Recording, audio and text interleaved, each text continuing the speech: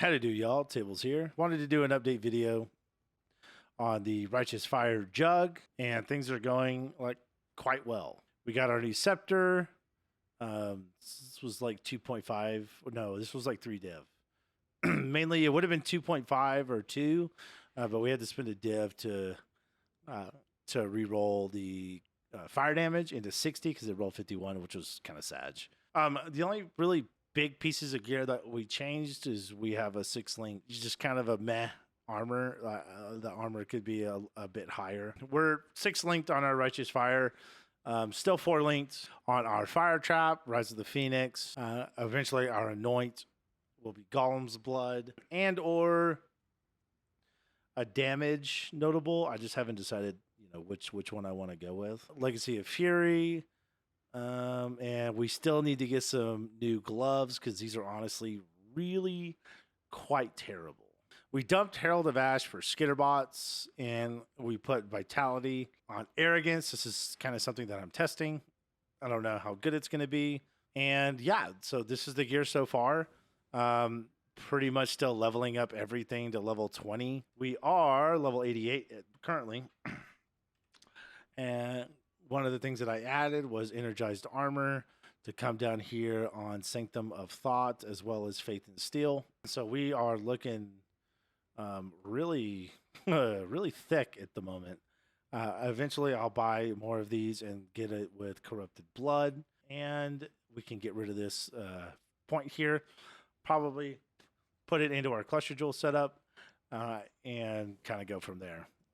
Our damage currently, like all said and done total, probably around 7. Like once I get everything to level 20, I'd say like 750,000. We're gonna pop in a little map arena real quick.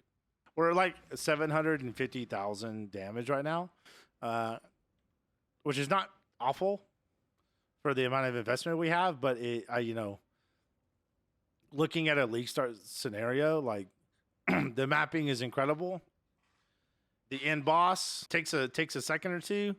I actually just cleared Searing Exarch on this, and it took a while. Truthfully, it took a while, and we died to some stupid shit. But I can't confirm with Molten Shell up, you can tank the AoE.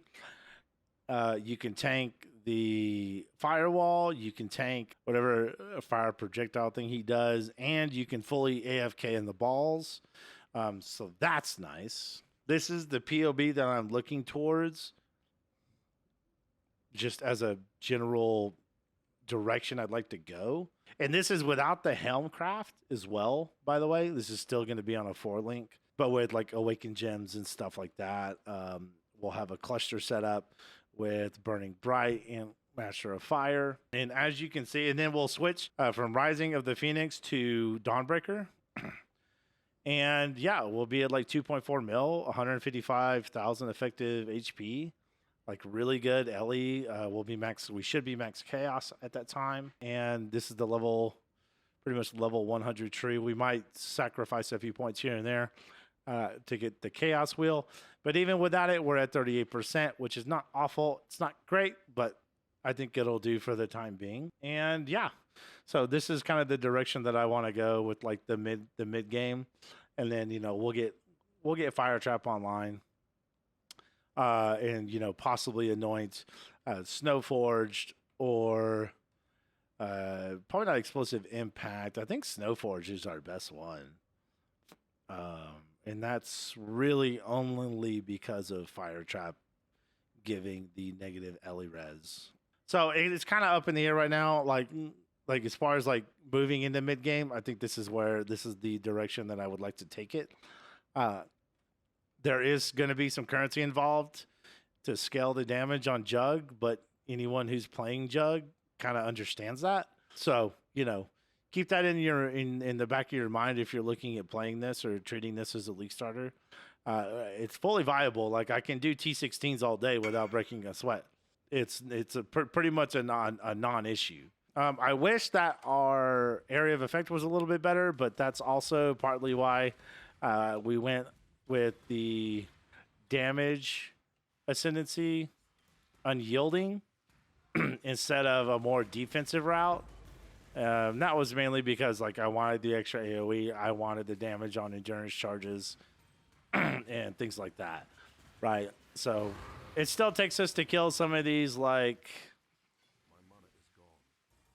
some of these like fire resistant rares and blue packs or and whatnot, what have you. But we still have a lot of work to do on this character. For having about 3 divines invested, honestly, I'm kind of surprised at how smooth the mapping is being a Jug.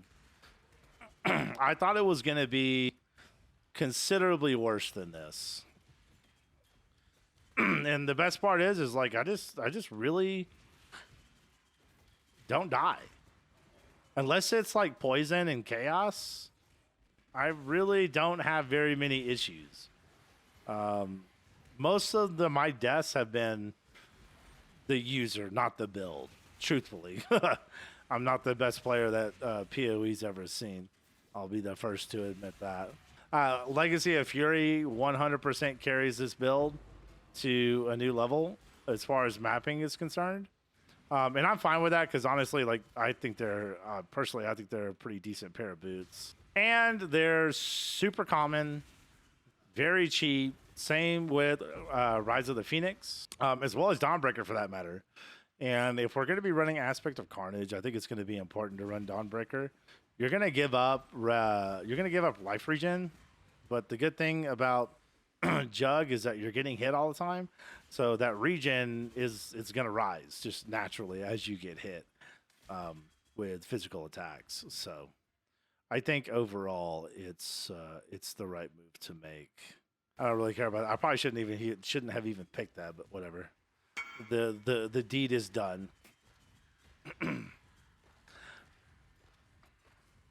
My boy Maddie's trying to meme while I'm making a video. So as you can see, you know, empowered, resisting elemental, all that good stuff. It's a little slow. Having Master Fire will help a lot. Just having that 10% fire exposure might be the kicker between being vulnerable and being resistant. So we're just gonna have to wait and see what happens when we get our cluster jewel set up. It's more or less bearable, and like I said, we're like 700,000 DPS. Well, really, like right now we're probably like 500,000. So we only can go up from here. Like without Aspect of Carnage, we're looking at 1.7 total on a 4-link fire trap. Tanky as we are, that's going to be more than you need for mapping, period. Everything else beyond that is pretty much gravy. And for what I've seen, this has done Expedition extremely well. It has done Delirium, just the map Delirium has done very well. And I foresee it doing Ritual just as well too. So overall, I'm like really happy, and I'm really surprised at Jug. I thought it was going to be a chore. I thought the damage was going to be absolutely atrociously bad. And come to find out, you know, Jug really just isn't that bad. I don't really die. I'm like consistently leveling. And that's kind of a far cry from the carrying golem that I made, right? It's fairly tanky, but nothing like that, like this is. Like not even close. And so it's just a nice change of pace. If you want something that's like super tanky that still deals an okay amount of damage, but nothing insane, and you'll just like consistently level, like Jug is 100% the way to go. So with that said, I still need to farm some more currency. That is the latest and greatest on Righteous Fire. Those are the plans for the future. In the next video, we'll have gloves upgraded. We'll have some more of these pieces upgraded. We'll have better searing. We'll have better Ichors and Ember implicits and stuff like that. And we'll just kind of go from there. I hope you guys enjoyed the video. I hope you guys are enjoying the RF Jug journey that I'm taking. It's been a hell of a good time so far. And this quite possibly could be the character that I take to 100 for the first time. I've had quite a few firsts this league. So if I put in the time, I don't see why I couldn't do that. So you boys have a wonderful rest of your week. I probably won't do an update video on this until next week. COD beta starts tomorrow, and I got to get in my quick scope in. I got to get in my FPS time on the new beta. Super excited. So be looking for shorts and stuff of my sniping. If you are interested, I'd love for you to check it out. If not, we'll see you guys in the next PoE video. Take care of yourselves and be good.